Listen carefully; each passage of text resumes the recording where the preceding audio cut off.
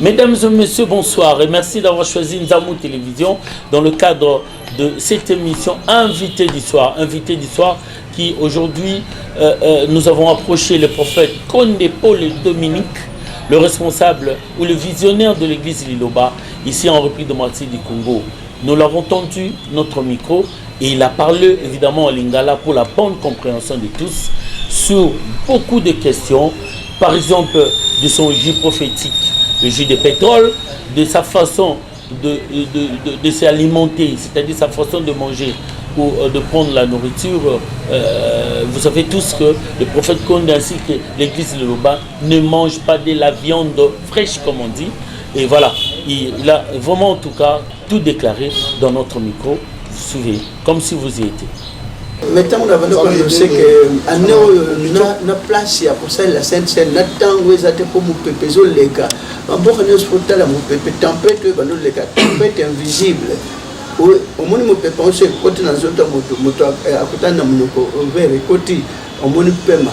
Et le mot paiement c'est typiquement un deuxième donc deux quarts un quart à paiement. C'est pas facile tandis que comment la Covid-19 il n'y a pas de malgré tout il n'y a pas de continuer il faut atteindre peut-être dans ma ensemble à 2 ans encore c'est 2 ans et bah de bagana va gêner pour moi peut-être pour moi de J va mon stade au moins il passe pour le moment pour tourner sa stade va mon on dirait tant va tourner va porter va passer un bon.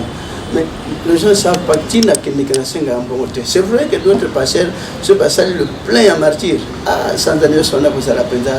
C'est vrai des millionnaires. Mais ni appel de fonds, n'a bengi sata bata $1000, n'a bengi sata bata $100, n'a bengi sata bata 10 000, n'a bimaka main vide, n'a yé n'a vendu semaine période na waya posé Sainte Seine et lundi. Mais batu vakansi tango bakota kuna et puis batu batali surtout ndele tango batali plein à martyr bazo banga amoni eloni babanga ba pasteur auti pasteur alors la politique comme président comme député voilà le passe ndé bazo pesa et pananga quoi que ndé stade de tonda un jour na sala tout na renverser politique na tina politique Dieu m'a déjà choisi asia poninga ezamu sala kitoko mosalo. Oui, vous allez député tout passe. Oui, vous allez mon conji en boka. Oui, passe à Zanango, Pinga Mazanango.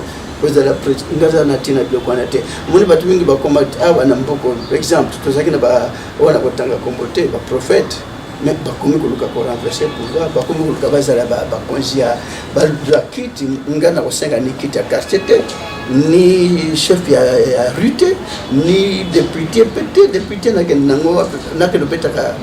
Mabaya wana te maboko nanga ekokate mais eza rôle za dona bango babongisa mipona yango batangi pona yango ngana tangi pona za la député tana tangi pona za la président martyr plein église belena monde ante bamoni ya mutambo mais journal bazana réseau pour soba passer bazana mkilo bazana modèle business na ngona monde tal RDC mbatina ba village tina ba vignos tina ba région matadi ba Congo pamba 112 paroisses 118 paroisses.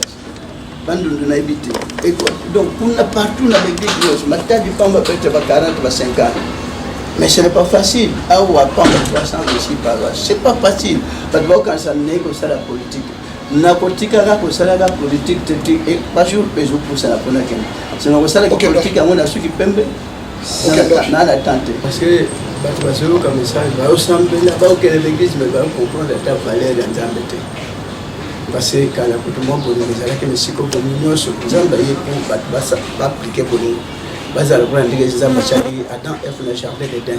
Donc on va vivre ensemble la patrios mutanyo ko la moningate mutatu ngisa moningate mutayi bali pa moningate ndepe donc on allait ba planter ba plana bana bolingo makasi po bongo na boka na bongo baswanya on va s'appeler dans le roi pisoté histoire et là on des opprimés bolingo bazana ngo même Congolais otia watango ke na bayoki ma roye ndengeni o vivre ndengeni mais on va na bawa o sala ndengeni ba pesi ndaka revendre fin du mois mais bana ba ko no pesa na bana mais baza ba travailleurs te ba ko pesa na bana c'est parce que yo ko à l'état on peut exploiter la part de bon na banque la bon na psychanion ce matin c'est pas que le bazo ni ça après va aider la population mais on a besoin d'Afrique va différent mais bablanc bana bomi parce que bayamba na badinyo montant bakomi koyamba ndenge bakomi balobi immigration massif et côté li bango crise côté na mboka parce que kuna basatandaki na nombre ekomi kuna te contenu de babongisi Afrique te ole basoji ko bongisi Afrique poto bana vanda ata moye posa ko te ya kene poto zate on a sepelé na ba gabonais ali na vanda na poto te so kutanga ke atangi azongi so ki batu bazaki nde wana na kambo déjà c'est parce que bon bango pe batala ndenge ba olinga Afrique so balingi Afrique ndenge ba milingeli ndenge balingi pe bamboka na bango monitala balinga millionnaire mais soki ngala za millionnaire balabala onga na vanda ezala boite ngana uchabu blanc et Dalet victoire baromponi osukande na mona poto ndenge na kosala pour la chapa partout matite longo mais na okamawa otindi bandiba ke le combat 2 minutes population bazongi si matite salité zongi nazoka ma mieux pour so batana bon bafungola maboko tocha ndenge bamdele basala Dalet partout to kendeke poto mingi surtout so bakongole to kendeke mingi na poto mais to uti kuna mboka bien mboka kitoko doni samtu bazui ba clip ba musicien na osenga ba musicien bakende poto mais est-ce que vous pouvez changer Adam Kolomoko au monde de la copine à place boyer les to kende na poto zui ba image boyer ba clip boyer boya na mbongo poto zui to bongisa poto to cha ba Dalet nzela nyos ba trottoir ba Dalet ba trottoir balabala nyos me biso sala balabala ba songer ba chekaka mwanzela ilandika kana na se poto yo mabele mais quand est-ce que songer que boto cha ba Dalet wana ba trottoir nyoso poto mitu bezo le ga nini rapide intervention rapide intervenir kama kasi mais batwa kanisa jama be eza bato bayaka pe koluka yango bo bazana malade même kinini mutu amelaka pampamba te même ngaso ba meminga kinina ko melati ko eza bolo mais na tango malade na za na choite fona mele pe yango ni zo sala ezo exact sabat même tonga mula bana ndeke balela na tonga mutu ndima ka tonga te mais moindre malade comme plus grave ndeko mutandimi tonga metala nde bato bala bana tonga joue eza produit moko le butin so balobi nanga kanatika na yosep ndi maniminatika azaki accepté par Dieu parce que abanda koyeba te ke tango azo sacrifier moni avant kala na ba tango kala pour masumu na yo elimisa mafubu mania mokata tingo tumba na etumbe lupe milinga bato bazo inspiration ke nzamba lia milinga do ya ndinka milinga ali bango bato balia misuni or que zaki conception mabe mais abomba ki que ba comprendre tes alors pour la Bible mon peuple périt faute de connaissance. Mais connaissance maintenant ce qui est qu'on refuse pas, qu'on ne rejette pas. Na obligé batu bandi maté. Et puis ce bandé que ça na salon bandi bazaki chante bano loba. Cette église ce message a laissé ou apprendre. Wa boyi ya boyine. O ya ndima. Et j'ai jamais appelé les gens à la télé. Parce que souvent que la bande de la télévision, même quand on a bande de la télévision, tu n'as pas jamais boyé belén zamba au stade. Bon surtout aux autres côté à Sainte-Sainte, sur la télévision un mois mobile baka boya Sainte-Sainte ko zala boyé belé mais ça de bugana. J'ai jamais appelé mais gloire à Dieu na remercier ça y est. Pour si que j'ai allé monsieur de Baolia te va tonda.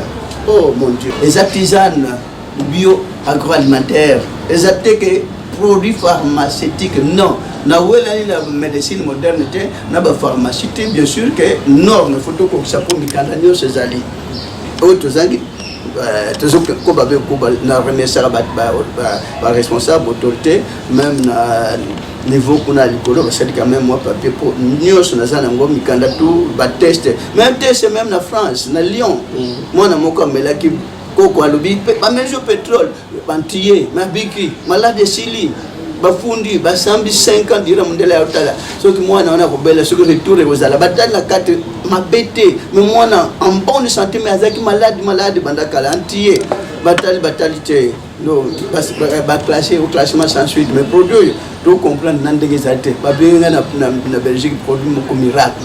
Oui, c'est un produit miracle mais ba ko ngai bima na noir te et puis na congolais te tout biso ba congolais to éviter na kombo ba pesa biso to analyser te donc to za batu moko to goza na tina te surtout makambo ebimawa yango na kutumukili ba ko shirika na yango mais so ba shirika nzamba pesi nzamba poni nda pona Israël etali bango nzamba sala ki na ban Israël nda poni pe ava na mboko l'Afrique a la forme d'un revolver dont la gâchette se trouve au Congo yango ce que batu baboya mais c'est mon anga attend à couper l'eau. Et il